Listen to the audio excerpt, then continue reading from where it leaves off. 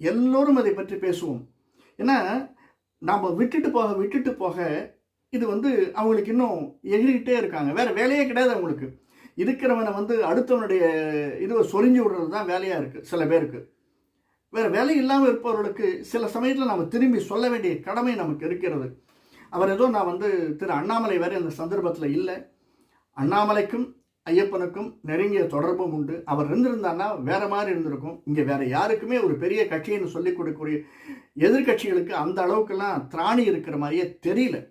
திராணியே இல்லைன்னு சொல்லணும். ஏன்னா அதற்கு பல்வேறு காரணங்கள் அவர்களுக்கு இருக்குது. அதனால் என்ன பண்ணினாலும் சரி, நான் இந்துவாக இருக்கேன், உள்ளுக்குள்ளே சாமி கும்பிட்டுக்கிறேன், உள்ளுக்குள்ளே விபூதி வச்சுக்கிறேன், வெளில வந்தேன்னு அழிச்சிக்கிறேன், இப்படி தானே இருக்காங்க. ஒரு பகல் வேஷதாரியாக வெளியில் வரும்போது ஒரு வேஷம் போடுபவர்களாகத்தான் அவரிடம் இருக்கின்றார்கள். இந்த மாதிரி சந்தர்ப்பத்தில் நம்மளை மாதிரி இருக்கிற 4 பேர் இதற்காக கூட்டு முயற்சி எடுப்போம். இந்த